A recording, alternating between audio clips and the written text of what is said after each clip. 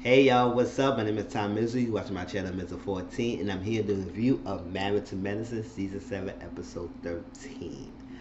Alright, let's jump into it, y'all. So, so everybody getting together to do the medical mission that they promised they were supposed to do last week. And Toya came, being messy as ever, asking about the last night. What question about the last night? What y'all did? Did you get lap dances, just like that, all that stuff? A lot of guys try to dance around the subject like they ain't doing it. I said, listen, just be straight up. I said, we went to the strip club. The girls were dancing. We were giving up ones. They're making it rain, and that's it. It was no sex involved, no nothing. That's all it was. Y'all ain't really do nothing. Basically, it was on Damon. It was all something on you. Most of y'all was sitting back just drinking and watching, so y'all really do much. So where is all this secrecy coming from? So Heavenly was still bothered at the time. She's still bothered about this whole strip club thing, about Damon going to strip club and women dancing on him, all that stuff. So she felt a little bothered because you could tell her energy is like, oh, this and that. Right? So when they went to the medical mission, uh, went to the medical mission, uh, Cecil was like, listen, he was making a lie because when they went to the strip club, David said, oh, I have to get my energy back up because he said, oh, we did the strip club with naked women. Oh, my energy came back up. It's not like he didn't want to go on. He just felt excited a little bit. But Cecil said, when we were to the strip club, David was not having it. He was not feeling it. He said he's not going to do this because his wife don't like it. So he was going to go home. But I convinced him to come on the trip and all that stuff to the strip club and make him stay. So I take full responsibility for everything going on and everything. I said, go on, Cecil. Take it for the team. But you didn't have to go through that because nothing really happened. All right?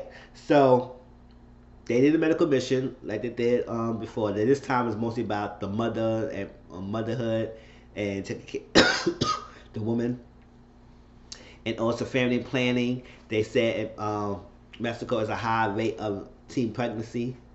So Eugene and Dr. Jackie will talk to some of the teens about early prevention, family prevention, and stuff like that, on protection and safeguard, everything they need to be. And then the rest of them had patients, and they talk about the health with some of the women and some of the children. And also like that, they had translators if anybody that can't really speak English, so they had translators. So it was good, and everybody was in united front in their own element, like they always be, because they mostly all doctors. So it was great to see them doing that. They made a partnership. It was great.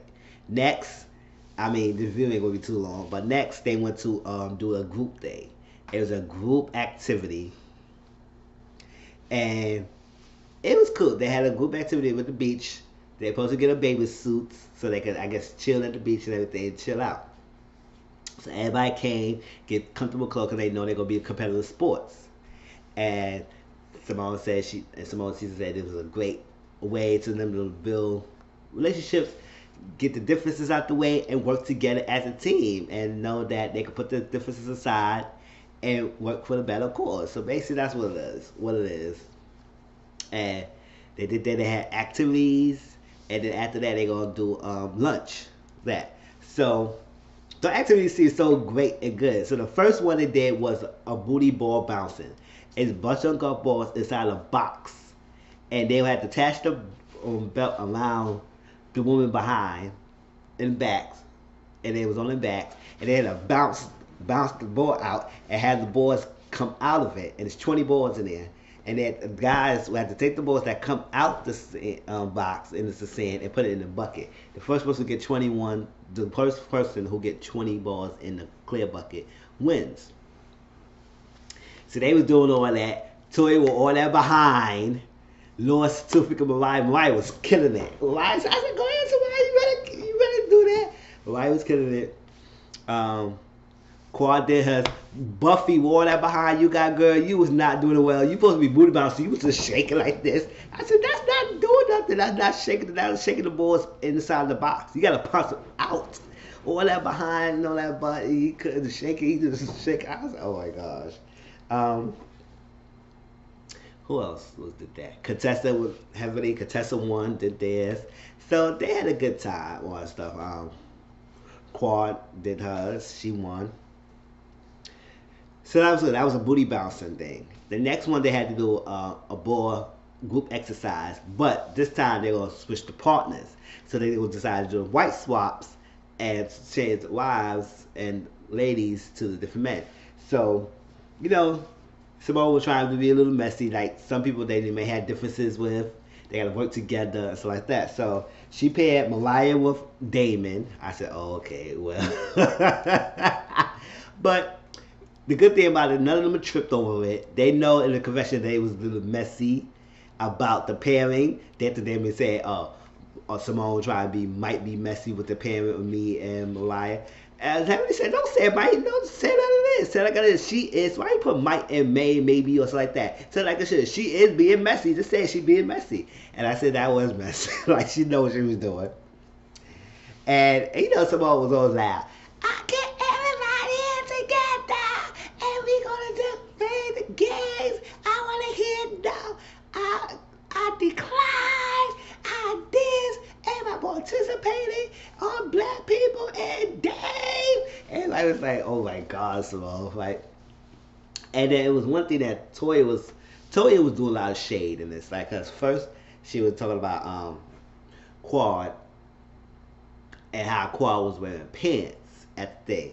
And she said, oh, she didn't want to be enticing her husbands. I said, Quad is not thinking about none of your husbands, girl. She's not thinking about none of your husbands. She went on a trip with y'all last year and went by herself, and she didn't think about none of your husbands. Let her deal with what she was. Why are you so worried about Toya? All right. And then the next time when Quad got a partner, it was the guy who was part of the crew, Jose, something like that. And he said, oh, maybe Jose could go to walk on the beach or something like that. I said, oh, all right, Toya, you doing way too much. Like, you really feel so bothered that Quad is here. But it is what it is. Alright, so Malaya was with Damon. Then we had Contessa with Dave. And then we had Buffy with Curtis. And then we had Cecil and Heavenly. Jackie with Eugene. Quad with Aiden. And Toya with Scott. I said, oh, okay. Okay, so they did a good thing. Who was the winner? I think Malaya and Damon won first place. And everybody else started coming in. I think Scott and Successor was second place, and I think Quad or somebody else went third place. Quad or Aiden went third place, and so forth and so forth, so forth. All right, and then they went to eat. It looked like some nice grilled foods, the burgers, the thing. I said, oh, where they going? They had the drinks. And, you know, Toya was there for the drinks. She wanted the drinks. She said, I got the nice little cocktails. You know, Toya loves to drink. Because that's one of the first things she was talking about when she was into each little thing, the drinks. All right, so they had a little lunch. And then contestants, they were talking about strip club. And how, what were they talking about strip club? What they said? They didn't say nothing about being bothered by strip club. And then that's what Heavenly said, you know what? I did later at the end, but Heavenly said, you know what? She not mad. She forgive Damon for going to the strip club. She didn't bother. It is what it is. Stuff like that. So, I love you, stuff like that. Because she knows she got a good husband. When she was tripping. She was definitely tripping. But she got over it. She forgave him. She's good. And, because it says strip clubs are strip clubs. They go do what they gotta do. And you're not perfect. Nobody's perfect. You're human. All that stuff. So I'm not bothered about that strip club anymore. I say you shouldn't be bothered in the first place. But it is what it is. Right? So they talk about strip club and how somebody said they never been to a strip club and everything. So then Contessa said she went to the swinger club by accident. I would say, hold up. People said that don't make any sense. I said, first of all, I know a little bit about what I've seen and what I hear about it. Swinger club is usually a exclusive type of organization group. So for you to be getting a swinger club, you need to be invited into that, and you got to be a partner that be included. And I don't know what entails it. Maybe it's a questionnaire, maybe something because you got to keep the privacy. You got to make sure you don't spill out anybody's tea in the thing. You got to say, oh, I know this person does this or that. You got to keep it confidential and everything. You got to keep it utmost secrecy. So I guess it had to be some little vetting to get to the swinger club. I don't know. Y'all tell me. But I think that's the truth because you just can't walk in the swinger club. It's very exclusive, and you really had to be invited and know the rules of swinger club. So for her to say she goes by the accident, you didn't go by the accident. She said she didn't really do nothing with the swinger club. The swinger club means different couples do things with another couples, and then y'all get together, y'all do stuff like that. That's the swinger club. So basically, and instead of being open marriage, it's like y'all just do things together because that's what both couples is turned on by enticing and getting sexual aroused by another couple. And then y'all pick the person y'all pick the couple y'all want to deal with, and then y'all swap partners. Y'all just do things together, whatever. That's a swinger club. Or y'all swap partners, whatever that is. And but Lawrence, the thing is about that is y'all don't do it separately. Y'all do it together as a couple. So that's the swinger club. So apparently, I think it was with Scott. I don't know. It was before she met Scott or something like that. But she went with a guy, and then Scott. Then there was a question. She said, "You better stop talking about that. We didn't came with that. Stop talking." She said, "Okay, stop talking. I'm gonna start talking." Because she was in there, and she said she didn't leave. By the way, she was so fascinated. She saw things like that, and then she left. And she said, "Somebody, excuse me."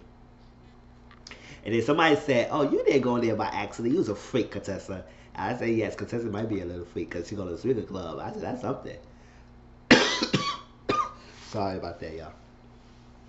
So I said, "Oh, Contessa, well, you see your little freaky side going on, because you know Contessa was loose with that paint sip." She was like, I was like, "Contessa, you better calm down. You might salivate about the freaking um saliva." Salivating with the guys, all naked and everything. You was all into it. So they decided to do, after that little luncheon, they decided to do a Day of the Dead celebration. And they about to get dressed up, sorry, and makeup. And the guys, he want to get makeup on and stuff like that. Most of the cast did it. Every cast got dressed up, did the makeup. Most of the guys did look good. Dave had a nice little piece of his face with the web, so that was nice. Eugene, all the guys who did their thing, did their thing, and women too. The only two people who didn't do it is Damon and Cecil. Cecil messed up because he was watching the basketball game and he did it too late, so he messed up. And I think Damon proved ass they didn't do it. I was like, come on, how? Come on, Damon, you should have did it. But they didn't have to do it. But if they wanted to do it, it was given their choice. So they did that. They went out. They taught. And supposedly, Simone and C supposed to do the love letter. Cecil did his, but Simone had me fail miserably and she didn't do it. So she finally did hers, and it was short and simple and sweet. They hugged it out. He enjoyed it. He liked it. So the part of the Day of the Dead is when you leave here, would you would like to leave here, and would you like to resurrect? And only three people say something. Buffy said she would like to leave pettiness and embrace resurrect empathy. And then Jackie caught on. So Jackie said, I would like to leave toxic friends here and have authentic friendship. And somebody said the correction. And Buffy made to stop saying what she said because she want to keep meeting the new Jackie here. That's what I hear with us. I hear that. And then that's what Heavenly said. You know what? She forgave David. She said, we're going to leave the strip club behind. And then the only ass our man should be seeing is ours. And they all laugh. I said, true Jack, Heavenly. Alright, so back home, Quad signed for the papers. It was a settlement agreement papers. And then after she signed it, they had to go to the front of the judge. And then not that long ago, in a couple of minutes, they could get divorced. It'd be finalized. But I guess it was something about the taxes that Quad and Greg had to file the taxes to get that thing situated. But the lawyer was asking Quad, he need to get on top of him to make sure he do it. Apparently, Greg did not do the taxes. I said, damn, how the hell? He didn't do it. So she had to sign her name, the married name, and she said she's real well signing her name because she didn't do it for a while. And when they go to court, he had to sign his papers, sign that papers, and then They would go in front of the judge, get a settlement finalized. So I said, oh, okay. So he went out his way. So last thing I will talk about is no, Jackie came late to the thing. They supposed to go to the renovations place and see some different things. Because remember, Jackie and Curtis is renovating some of their rooms, the master bedroom, the bathroom, the kitchen with the extra garage and stuff like that. And they doing that. He's there. He's waiting there. He's waiting there. Jackie was working, and then she went home. She changed the clothes, and she got a little bit lost. So she went there and all that stuff, and he's sitting there waiting, all that stuff. She said, "I'm sorry, I got to call to work. I had to do this. I went home, got a shower, came over here. I'm ready for the board meeting, all that stuff." So now he said, it's come to the point that he's starting to go back to your old ways when you be super busy. I was like, because she came late that one little time, I don't know what other stuff they have been doing. But Jackie said she looking taking it back because she always trying to involve Curtis about everything, you know, about the project, of the new office, about this, about that, about that. And now she didn't trip, but she said she gonna try not to make it go to the point that they was before. I said, you take every minute to say that, Curtis, like you really want to tell her that so you could be so itching to do what you did before. I was like, I was taken back too. I was saying, really, Curtis? Really? You really gonna say this? Well, if that's how you feel, unless good thing he brought it up to her. But I was like, yes, Jackie do got a tendency to be super busy and trying to do things. She's trying to do so many things at one time. Like she been accustomed to doing that. So she just slow down. But I don't know, I wouldn't take it that far by saying that, oh, she go back to her old super ways, being super busy, which she is doing a little bit now. But that the fact that you don't want to step over that line to go back to where you were before, like you so itching to step out if she continued doing what she was doing. So he said you're on the yellow cautionary phase. You didn't get to the red light yet, and you didn't get the green. So I said, oh, okay, all right, that's it. So last thing is Scott and Contessa. They was only briefly about this, but the whole thing about that is with these two is that Contessa feel like Scott is turning the kids against by putting in the head that mommy did this and she abandoned them, so like that. Now, cause Scott said he said if you want to support, you want to go to school, and none of that. Me and kids go suffer for the whole year. They got to deal with it.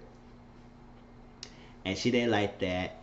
And so lady said the kids is a separate issue with y'all doing right now. And Contessa said I don't take it that way.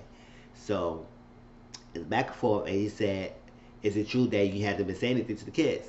Now, this showed a clip that Scott was driving the kids, and he was saying things like subliminally, even though the kids could pick up on what he was saying about her going to school in Nashville. Now, I don't think Scott is against Contessa going to school. I think he was against her moving to Tennessee. And not moving, but going to school in Tennessee. Oh, well, Nashville, Tennessee, yeah.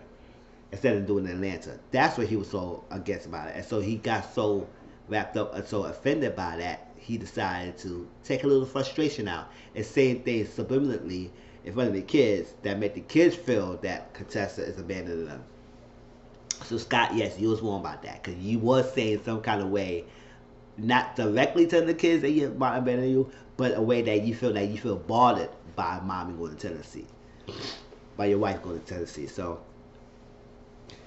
they go a little back and forth, and it seems crazy about these two. Like they really have a hard time. They can work together because it's okay to have interdependency, but you also got to work on yourself, but also make sure that the partner is strong enough.